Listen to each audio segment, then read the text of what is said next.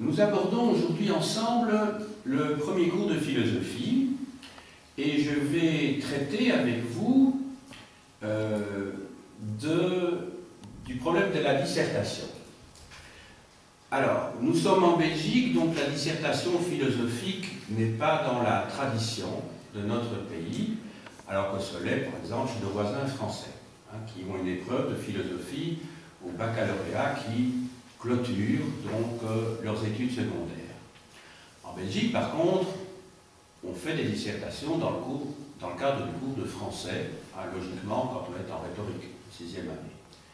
Donc, la matière ne vous est pas complètement étrangère, même si les techniques ne sont pas abordées en tant que telles. Alors, faire une dissertation de philosophie, ce n'est pas écrire un texte où l'on donne son opinion.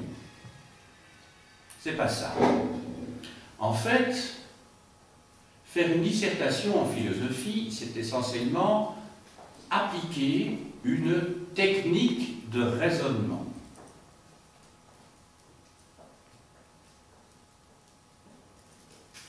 Donc c'est là, si je fais cette remarque en préalable, c'est qu'elle est tout à fait essentielle. Quand vous avez un titre comme celui que nous allons, ou un sujet comme celui que nous allons aborder ensemble, la morale est-elle naturelle? Il n'est pas question ici de donner votre avis sur le fait que la morale est naturelle, ou au contraire, si elle est le résultat, je dirais, d'un processus culturel. C'est pas ça qu'on vous demande.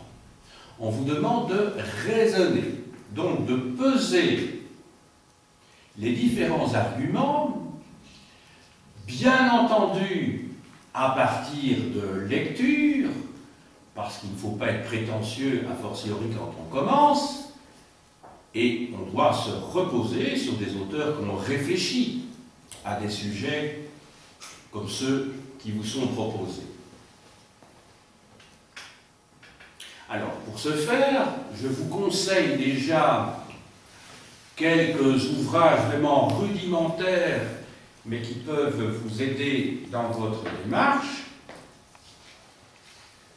C'est par exemple le guide pour l'explication de textes philosophiques de Ronald Bonan et de Pascal Christiani dans la collection Ellipse.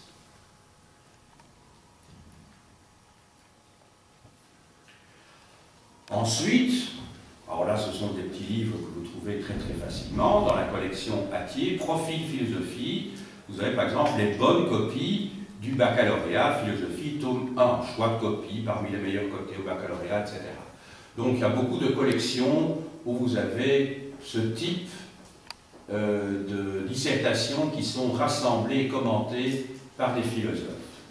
Dans le même genre, vous avez, alors ça paraît une fois par an, juste avant le bac, dans le magazine qui s'intitule Philosophie Magazine, ce sont des hors-séries.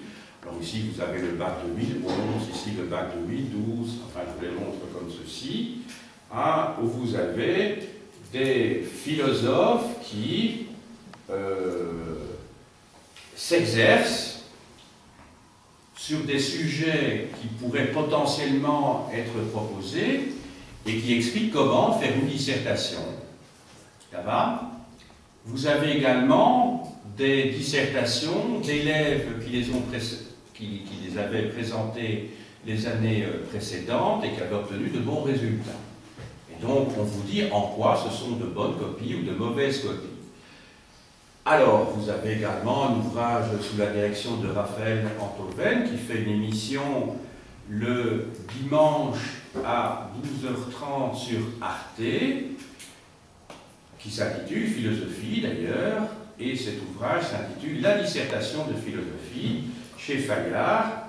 En fait, ce sont des émissions qui ont été couchées par écrit et qui avaient été retransmises sur France Culture. Voilà.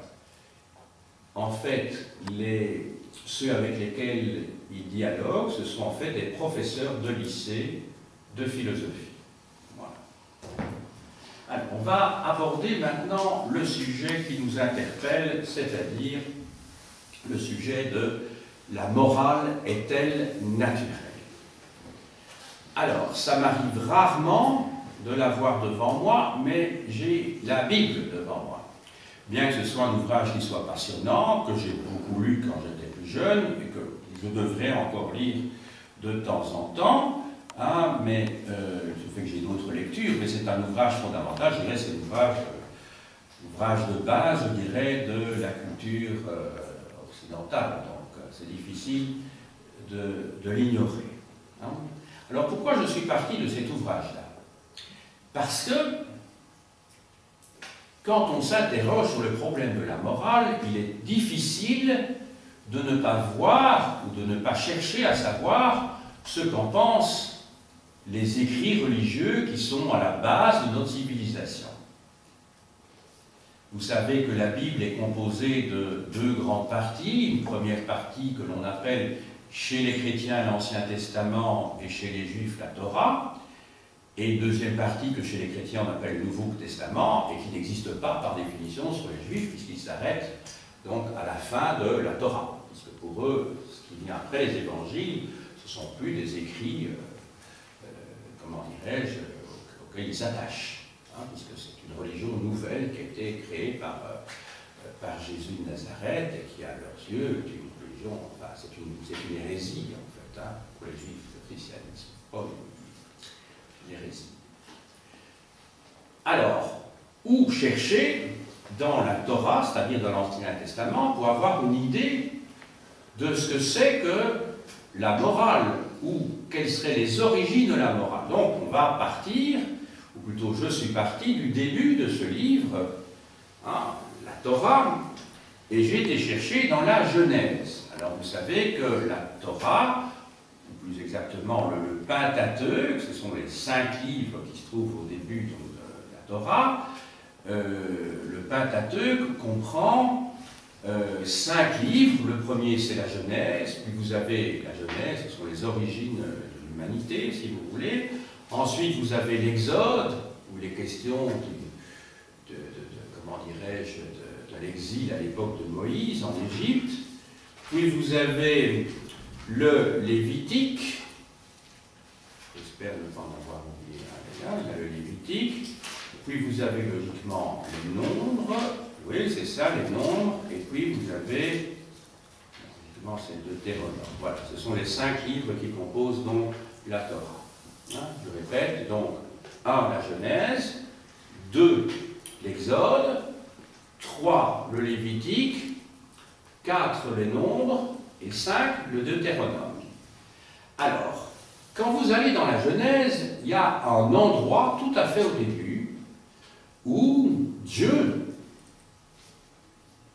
intervient.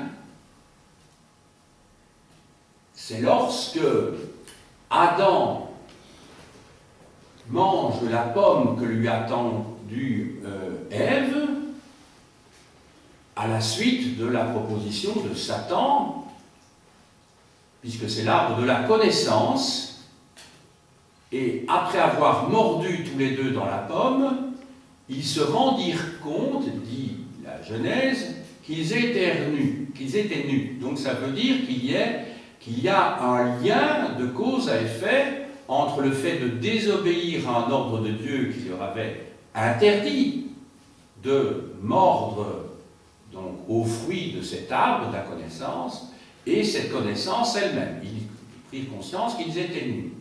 Ensuite, il y a un autre texte, et je vais vous lire ces 2 textes bien sûr, un autre texte qui lui se trouve dans l'Exode, où la morale intervient également, c'est quand Dieu donne à Moïse sur le mont Sinaï les tables de la loi. Et dans les tables de la loi, vous avez bien sûr les 10 commandements, c'est ce qu'on appelle le décalogue, les 10 paroles, si vous voulez. Hein, et parmi celles-ci, il y a, je dirais, le commandement qui est au cœur, à la base de la société, c'est tu ne tueras point. Alors, je vais vous lire ces passages-là. Alors, donc, il y a l'histoire du serpent, là, et à un moment donné, donc, Ève prit de son fruit et mangea, donc la pomme. Elle ordonna aussi à son mari qui était avec elle, et il mangea. Alors leurs yeux à tous deux s'ouvrirent, et ils connurent qu'ils étaient nus. Et puis il y a du là, on a tout un petit laïus encore, et puis un peu plus loin, il y a deux qui disent « Et qui t'a appris que tu étais nu? Tu as donc mangé de l'arbre dont je t'avais défendu de manger. » Et alors l'homme répond, etc. Et finalement, ils sont chassés tous les deux de ce que l'on appelle le paradis terrestre, et ils devront donc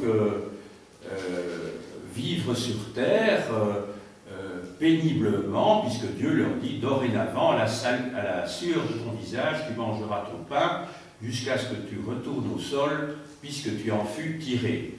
Et il donne également, comment dirais-je, à Ève, il lui dit également qu'elle accouchera dans la douleur, etc. Vous connaissez certainement ce texte.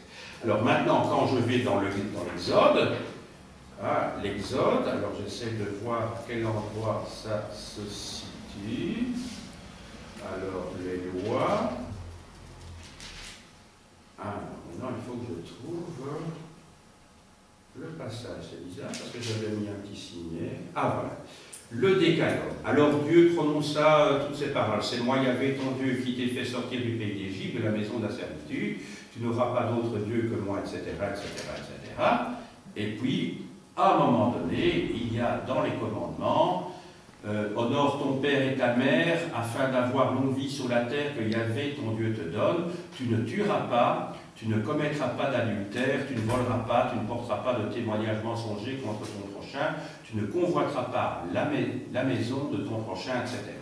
Donc ici, très clairement, on voit qu'un premier élément de réponse, c'est que la morale n'est pas naturelle. Ici, la morale est en fait dictée par Dieu. Donc les deux étapes de la naissance de la morale, c'est premièrement la honte qui est consécutive à la connaissance suite à l'infraction par rapport à un interdit qui avait été fixé par Dieu. Hein, c'est d'abord la honte. Ils virent qu'ils étaient nus. Je sais, donc je suis nu. C'est pas encore du Descartes, mais enfin, on s'en rapproche. Je sais, donc je suis nu. Et ensuite, le deuxième élément, c'est qu'en fait, la morale vient de Dieu et c'est un principe obligatoire. Dans les deux cas, on voit bien que la morale n'est pas naturelle. Alors ça se trouve dans la Bible. Maintenant, la question est de savoir comment le problème peut être traité sur base d'écrits plus récents. Je vais ici prendre l'éthique de Nicomaque, d'Aristote. Je prends ici l'édition en Garnier-Flammarion et l'édition pas chère. Hein? Alors, que trouve-t-on dans l'éthique de Nicomaque? Aristote dit ceci: aucune des vertus morales ne naît naturellement en nous. C'est en bâtissant qu'on devient architecte. Alors là, c'est intéressant aussi. Vous voyez que le mot naturel est très clairement explicité, utilisé. Aucune des vertus morales ne naît naturellement en nous. Donc, la morale n'est pas naturelle, elle n'est pas en nous. En fait, elle va se construire au fur et à mesure de notre vie et des expériences que nous allons connaître. Quand il dit « c'est en bâtissant qu'on devient architecte ». Voilà, donc deuxième témoignage. Oui, donc, on a vu tout à l'heure le décalogue, on a vu la Genèse. Voici ce que dit un philosophe, donc profane, païen. Dans un cas, la morale vient d'en haut, de Dieu. Ici, la morale ne vient pas d'en haut. C'est l'homme lui-même qui va construire sa morale. Donc le point de vue, vous êtes bien d'accord, est diamétralement opposé. Alors, quand on avance un petit peu dans le temps, maintenant, j'ai pris, parce que vous voyez que pour préparer une dissertation comme ça, il faut beaucoup lire, hein, il faut avoir ça c'est à vous, progressivement, de vous constituer votre culture générale. Oui, Aristote, je ne l'ai pas dit, mais Aristote, c'est au IVe siècle, avant Jésus-Christ, ça je crois que vous le savez déjà par le cours que je vous ai donné sur l'époque hellénistique. Hein. Vous vous souvenez? Aristote, oui. 384 et 322 avant Jésus-Christ. Alors maintenant on passe à Emmanuel Kant. Alors Emmanuel Kant, là c'est un grand philosophe allemand qui vit donc au XVIIIe siècle. Il meurt au tout début du XIXe siècle. Emmanuel Kant a écrit une critique de la raison pratique parmi d'autres ouvrages. Ça va? Je crois que cet ouvrage-ci date de 1784 peut-être. Je vais essayer de retrouver la date. Attendez, la critique. C'est tombé, c'est certainement une chronologie quelque part. C'est que la critique de la raison pure, je crois que c'est 1780, donc ceci c'est 17, chronologie 243. Je vais bien tomber dessus. Alors, est-ce que c'est 1783? Je me trompe peut-être. Donc 1782, c'est la critique de la raison pure. Et celle-ci, la critique de la raison pratique. Je ne sais pas de ce qu'il y a.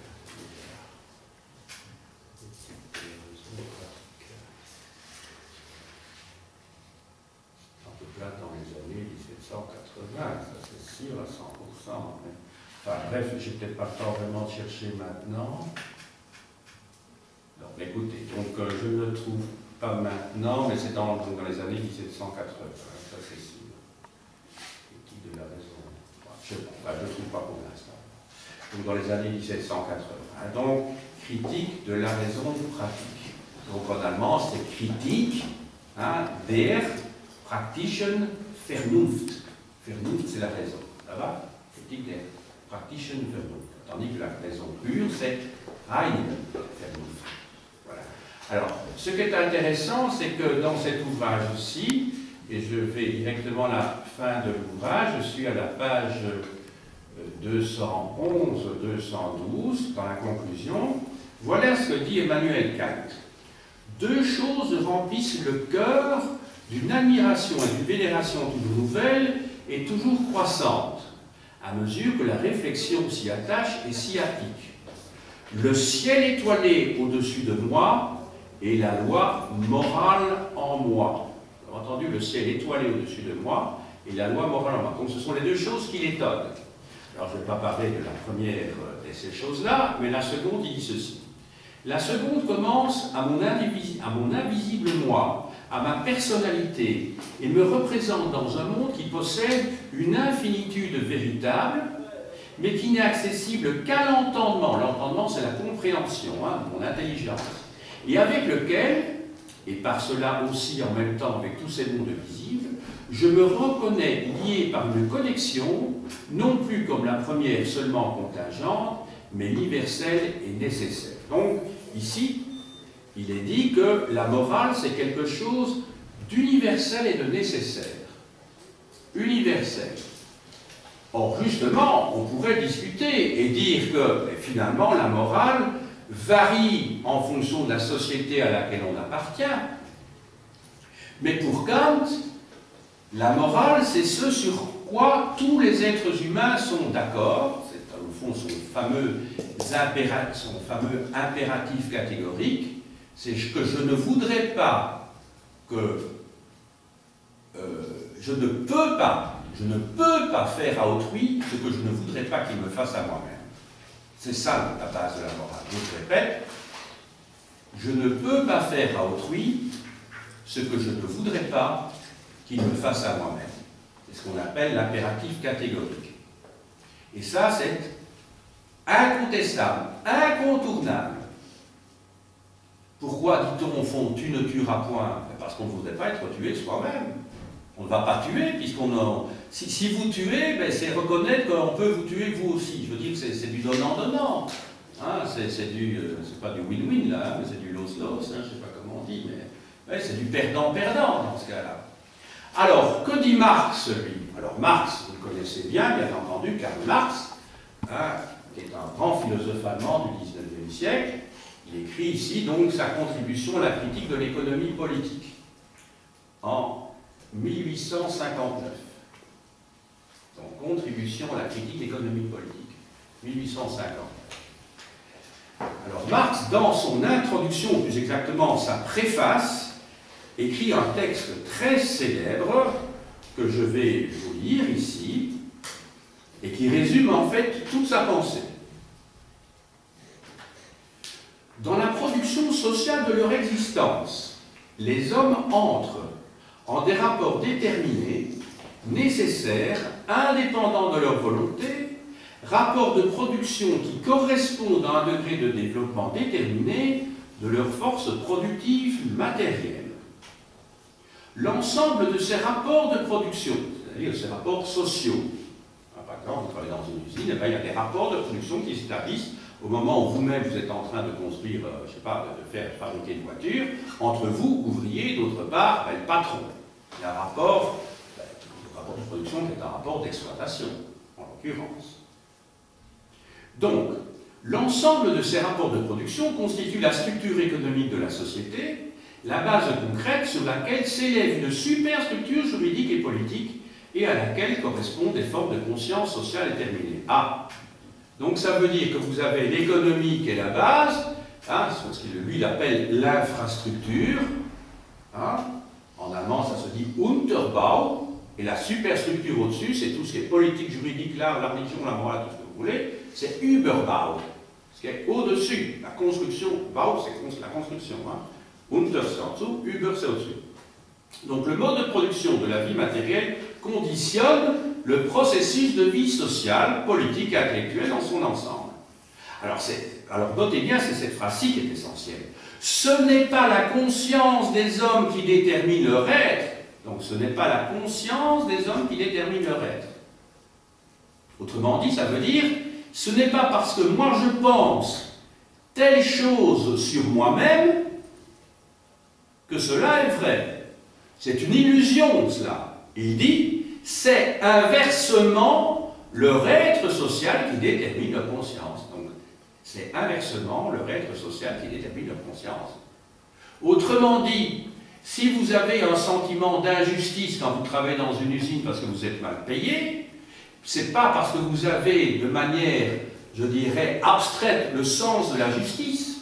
C'est en fait parce que vous vous êtes exploité que vous avez ce sentiment d'injustice. Il dit inversement leur être social, donc le fait que vous êtes ouvrier par exemple, qui détermine leur conscience, c'est-à-dire la conscience que je vis une injustice et que je suis exploité.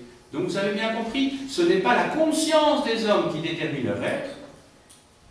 Donc ça veut dire que ce n'est pas parce que c'est dans votre tête, ce n'est pas parce que vous avez une vision philosophique des choses que vous allez déterminer, c'est pas ça qui détermine ce que vous êtes, non, c'est parce que vous êtes, vous en tant, je dis ouvrier, je pourrais prendre un paysan, n'importe quoi, vous êtes dans un processus de production, vous, ouvrier, par rapport à votre exploiteur, qui est le patron, qu'à ce moment-là, vous aurez une conscience de ce que c'est que la justice ou l'injustice. Et je vais un petit peu plus loin. À certains stades de leur développement, les forces productives matérielles de la société entrent en contradiction avec les rapports de production existants, ou ce qui n'en est que l'expression juridique avec les rapports de propriété au sein desquels elles s'étaient émues jusqu'alors des formes de développement des forces productives qu'ils étaient, ces rapports en deviennent des entraves. Alors s'ouvre une époque de révolution sociale, la transformation dans la base économique bouleverse plus ou moins rapidement toutes les normes superstructures.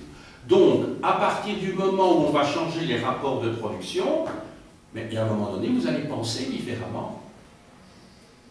Vous allez penser différemment parce que vous n'aurez plus la même place dans le processus de production.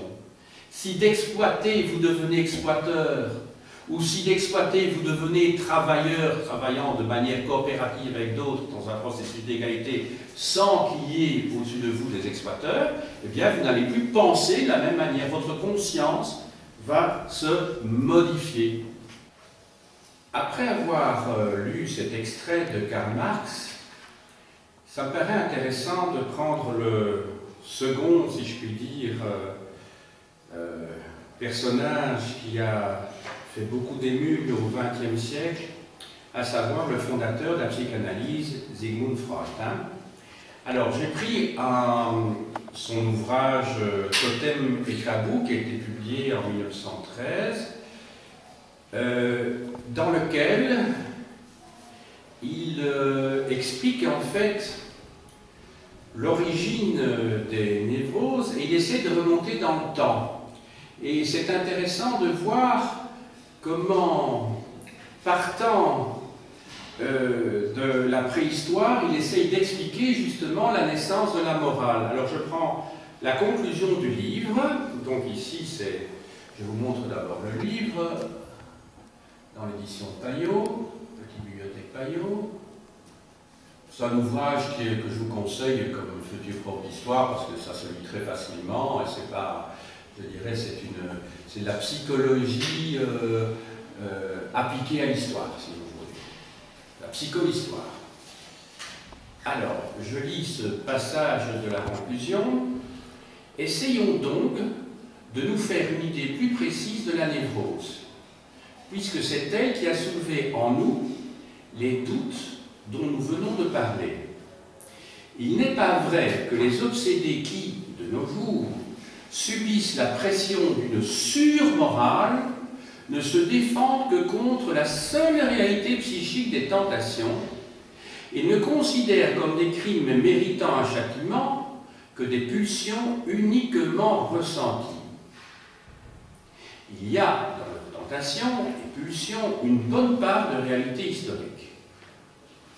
Dans leur enfance, ces hommes ne connaissent que de mauvaises pulsions et, dans la mesure où le leur permettaient leurs ressources infantiles, ils ont plus d'une fois traduit ces pulsions en actes.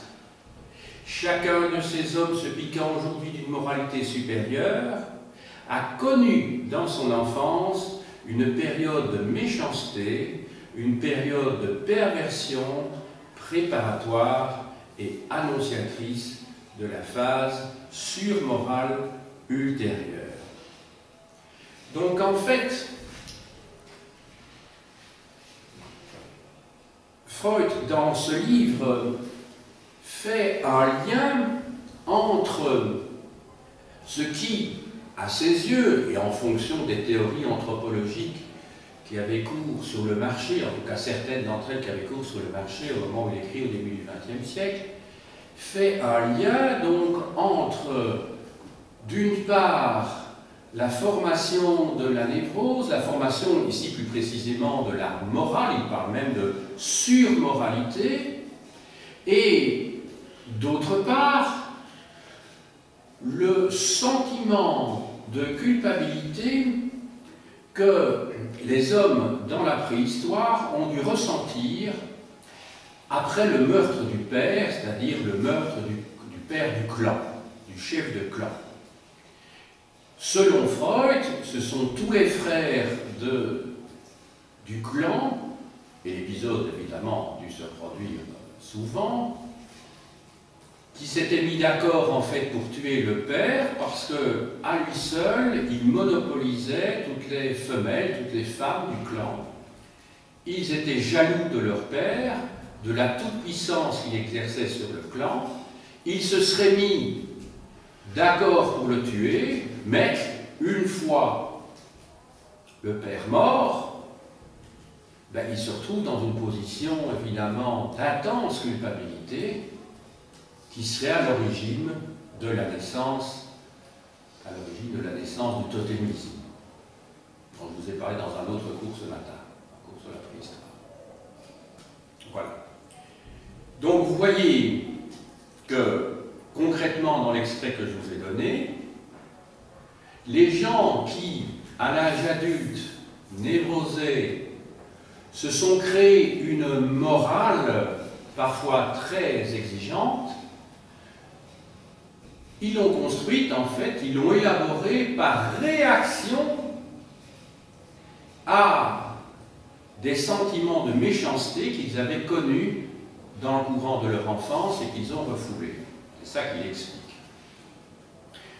Donc, vous voyez que, si je résume tout ce que j'ai eu l'occasion de vous expliquer jusqu'à présent, c'est que si l'on cherche dans un ouvrage religieux comme la Bible, là, la morale n'est pas naturelle, elle est acquise parce qu'elle est imposée.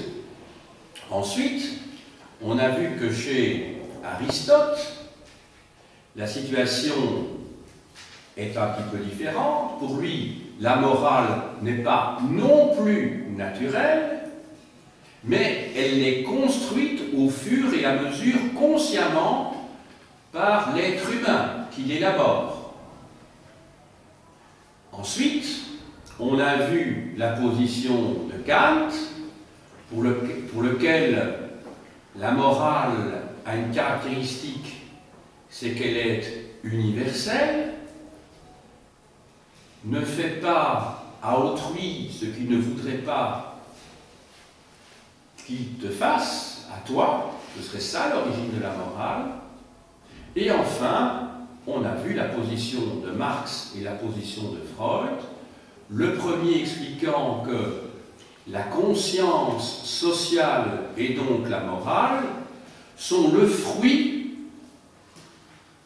du contexte sociologique, économique et sociologique dans lequel vous vous trouvez, puisque cette conscience, et par conséquent cette morale, résulte de votre vécu concret par rapport à une situation concrète dans le processus de production. Êtes-vous du côté des exploités ou des exploiteurs? Et c'est ça qui va déterminer évidemment votre vision de la justice et votre vision de la morale. En tout cas, c'est les conclusions qu'on peut en tirer, même si lui n'écrit pas tel quel. Et enfin, Freud, qui explique, lui, de son point de vue, que ce n'est pas la condition sociale qui est la nôtre qui va déterminer nos sentiments, entre guillemets, de justice ou d'injustice, même s'il n'utilise pas ces mots-là, il parle de surmoralité. En fait, c'est la réaction par rapport à ce que vous avez pu vivre dans votre petite enfance et qui a provoqué des sentiments de culpabilité qui, inversés à l'âge adulte, provoquent le contraire, c'est-à-dire que de méchant, vous allez devenir une sorte de gardien de la loi pour éviter que la méchanceté se produise, alors que vous, en fait, vous en étiez un protagoniste quand vous étiez enfant. Sauf que, ici, Freud explique que ce processus psychologique est inconscient. Vous n'êtes pas conscient, en fait, de vouloir la justice et de vouloir la moralité à l'âge adulte pour des raisons lointaines, infantiles, refoulées. Vous expliquez ça par sans doute pour des questions très subjectives de moralité ou de raison, que sais-je, mais certainement pas par l'évolution de votre propre évolution psychologique. Voilà. Alors maintenant, on va voir un petit peu ce qu'en pensent les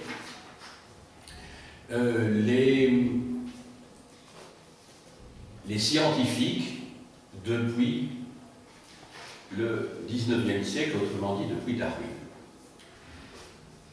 Des éthologues, ce sont les spécialistes du comportement animal. On pourrait presque dire que ce sont les psychologues des animaux. Eh bien, les éthologues, ça s'écrit E, accent aigu, T-H-O-L-O-G-U-E. Dans éthologue, vous avez le mot ethos, d'ailleurs, qui a donné le mot éthique. Donc, ce sont des spécialistes du comportement. Eh bien, en fait, ils ont montré que la solidarité existe chez les primates. La solidarité existe chez les primates. Par exemple, quand un chimpanzé, et j'ai eu l'occasion de le voir, c'était il y a 2 mois, je crois, on l'a vu à la télévision aussi, lorsqu'un chimpanzé se trouve à un moment donné électrifié près du quai d'une gare, il y a un autre chimpanzé qui vient, alors que l'autre est complètement abruti, il est complètement sonné, donc il ne réagit plus, il est inerte. Il y a un autre chimpanzé qui vient près de lui et qui le secoue et tout pour le ranimer. Donc c'est intéressant de voir que là, il y a un comportement qui nous interpelle. Alors s'agit-il de morale, dans le sens où il s'agit d'un sentiment de compassion, de solidarité, ou bien est-ce qu'il s'agit d'un comportement, je dirais, qui serait lié à la survie de l'espèce? La question peut se poser, ou en tout cas du plus grand nombre de représentants de l'espèce. Alors les spécialistes pourront se poser des tas de questions. hein, ces fameux éthologues dont je vous parlais il y a quelques instants. La loi d'évolution de Darwin est basée sur la notion donc de sélection naturelle. Autrement dit, l'espèce s'arrange, si je puis dire, consciemment ou inconsciemment, dans le cas des animaux, pour survivre à tout prix.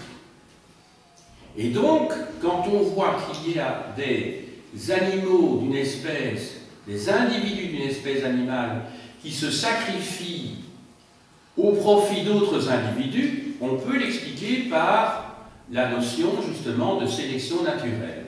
C'est-à-dire qu'ils ne se sacrifient pas pour des raisons de morale, mais tout simplement parce qu'il faut que les représentants de l'espèce soient ceux qui survivent, soient les plus voyants, les plus vaillants, soient ceux qui vont assurer la reproduction. Donc, premier élément, c'est la notion de reproduction de l'espèce. Donc, le sacrifice n'est pas un sacrifice. En fait, il s'agit d'une stratégie inconsciente des individus d'un groupe animal pour assurer la reproduction de l'espèce. Par exemple, si vous prenez, comment dirais-je, c'est pas une niche qu'on dit pour les abeilles, c'est une ruche. Voilà. Quand vous avez une ruche d'abeilles, si la ruche est attaquée, il y a toutes les ouvrières qui vont se sacrifier pour défendre la ruche et pour défendre les pondeuses, c'est-à-dire celles qui reproduisent, parce que les ouvrières, elles ne reproduisent rien du tout. Elles ne se reproduisent pas. Donc là, en fait, on voit bien qu'il ne s'agit pas de morale. On est vraiment dans le schéma darwinien de comment dirais-je, de nécessité de reproduction de l'espèce. Hein, et voilà, tout simplement. On ne peut pas parler de morale dans ce cas-là. Alors, on a parlé également, autre hypothèse, de solidarité réciproque. C'est-à-dire que l'espèce pourrait, ou même deux individus pourraient trouver un intérêt à s'entraider parce que la coopération permet de maximaliser les chances de survie. Donc ce serait de nouveau une stratégie. Maintenant, de là à parler de morale, alors que nous sommes dans le monde de la nature, ce serait aller peut-être un petit peu loin. Enfin, troisième hypothèse, c'est la nécessité de la punition. Autrement dit, la morale ne serait pas l'expression de sentiments, je dirais, liés au bien et au mal. Si on pratiquait la morale, ce n'est pas parce qu'on a la notion du bien et du mal, mais c'est lorsque l'on punit un individu, c'est de nouveau dans un but, dans le cadre d'une stratégie de groupe, c'est que si on ne punit pas l'individu qui a commis une faute, eh bien, cette faute risque d'être reproduite par un autre individu, et donc, il est souhaitable de punir l'individu pour que, voilà, les choses ne se reproduisent plus de la même manière. Donc, c'est nouveau, ce ne serait pas la morale, autrement dit le sens du bien et du mal qui serait à l'œuvre dans cette stratégie, mais bien une position, je dirais, qui serait liée à une attitude collective pour la survie d'un groupe.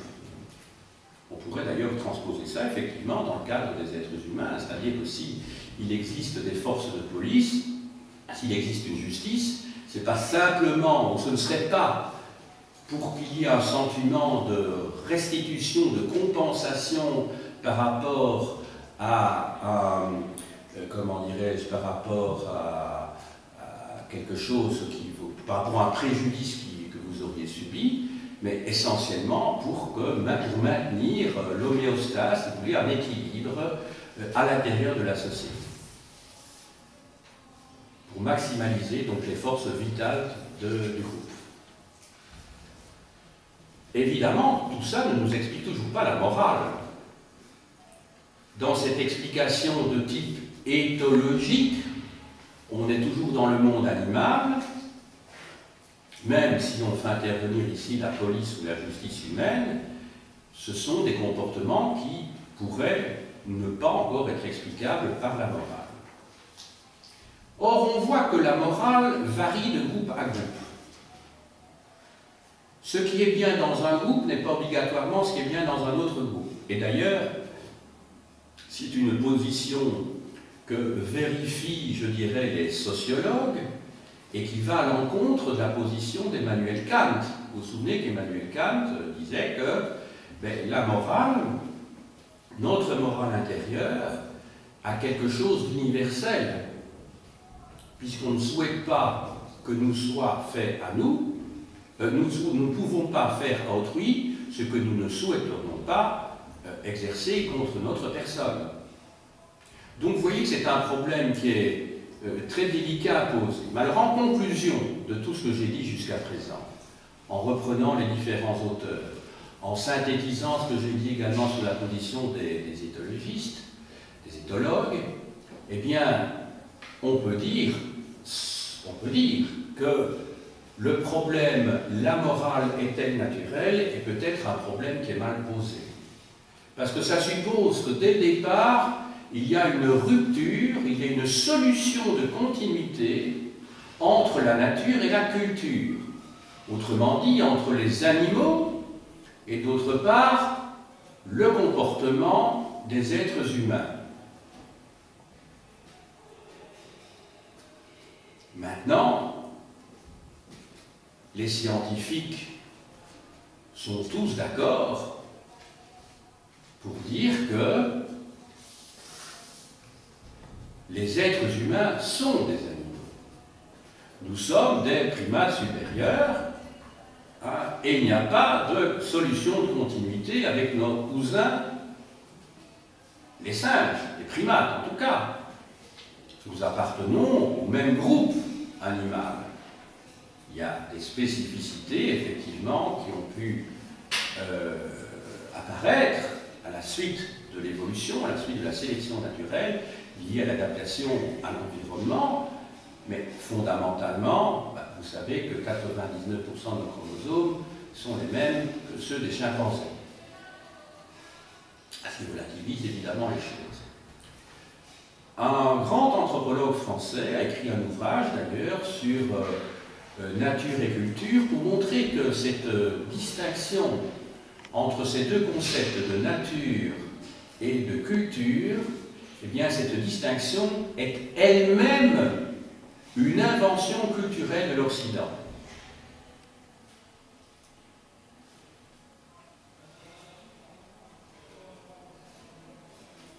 L'Église chrétienne a amplifié d'ailleurs cette thèse que l'on trouve au fond déjà chez Platon dans l'idéalisme, selon laquelle nous sommes constitués, nous, êtres humains, d'un corps et d'un esprit.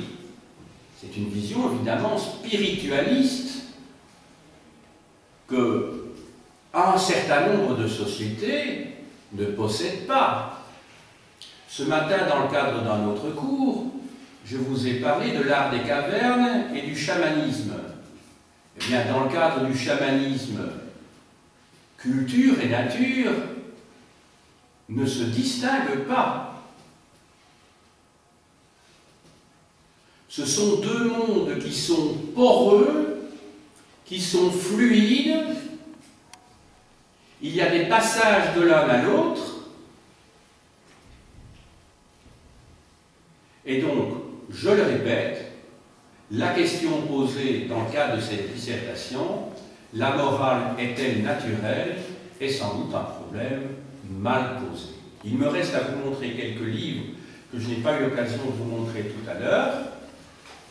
Alors, je vous montre tout d'abord, et je vous les montre dans l'ordre chronologique, des ouvrages qui peuvent compléter la réflexion. Faute de temps, je n'ai pas eu l'occasion d'analyser des passages que j'avais sélectionnés dans ces livres, mais le temps passe, et vous savez, je cours dans 2 minutes dans un autre auditoire.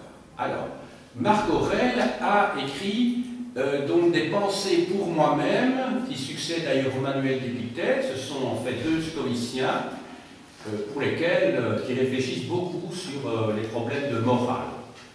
Marc Aurèle, je vous le rappelle, empereur romain, écrit en grec au IIe siècle de notre ère. Alors on fait un grand bond en avant jusqu'à la Renaissance.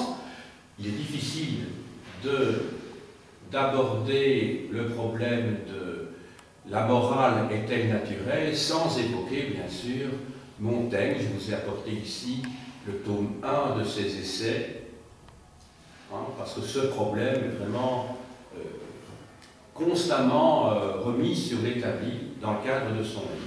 Spinoza, penseur juif du XVIIe siècle, qui vivait à Amsterdam, a écrit un ouvrage fondamental, tout ça c'est publié donc en Garnier-Flammarion, qui s'appelle L'Éthique.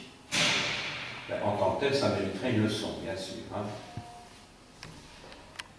Alors, bien sûr, Jean-Jacques Rousseau, vous connaissez, vous l'avez étudié certainement dans le cadre du cours de littérature française quand vous étiez en secondaire, le mythe du bon sauvage. Est-ce que l'homme naît bon dès... Est-ce que l'homme est né, du verbe naître, né bon, ou bien est-ce qu'il est méchant dans l'option de Rousseau, c'est-à-dire il naît bon, du verbe naître, et il devient corrompu par la suite, c'est la société qui le transforme et en fait quelqu'un de mauvais. Et donc le rôle qu'accorde Jean-Jacques Rousseau à l'éducation est tout à fait fondamental. Donc plutôt que de vous renvoyer au contrat social de 1762, je vous renvoie plutôt ici à l'Émile ou de l'éducation. Alors Friedrich Nietzsche plutôt a écrit, donc, et c'est publié dans la collection Folio Essai, une généalogie de la morale. Évidemment, sa perception de la morale est un petit peu différente de ce qui est évoqué habituellement. Il a écrit également Par-delà le bien et le mal. Je vous montre l'édition en 10-18.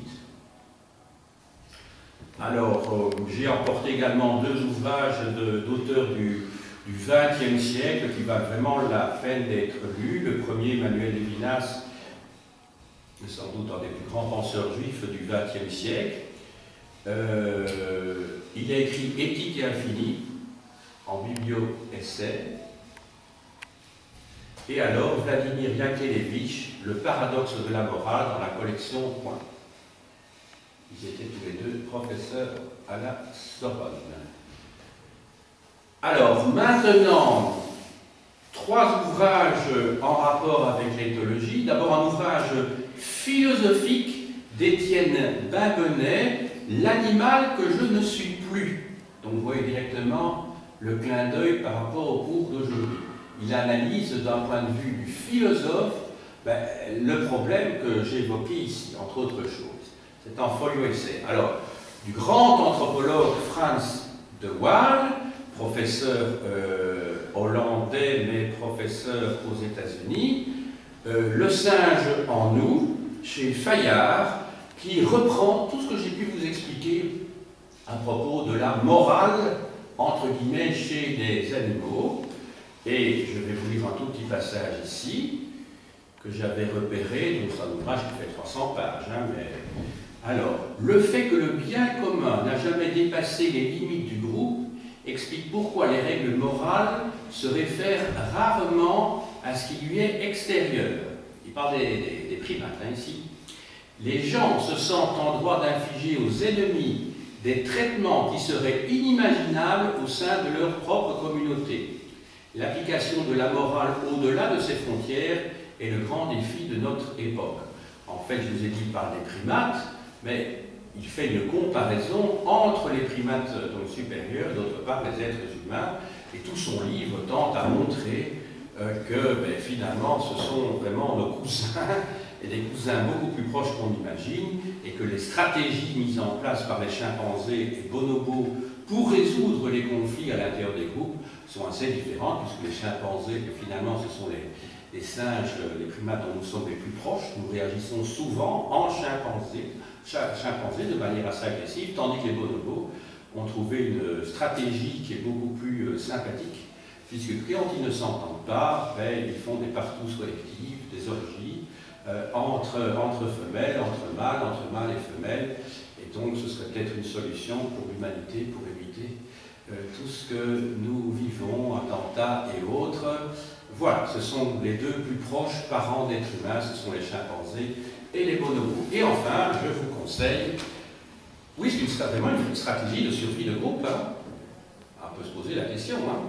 Alors, un ouvrage maintenant sous la direction de Pascal Pic et de Yves Coppens, aux origines de l'humanité, et vous allez voir donc un beau chimpanzé en couverture. Le tome 1 chez Fayard s'appelle Le propre de l'homme. Qu'est-ce qu'il y a de propre, enfin comment dirais-je, de caractéristiques chez l'homme et qu'on ne trouve pas justement chez les sages. C'est un ouvrage que je vous recommande vivement aussi. Voilà, j'ai dit.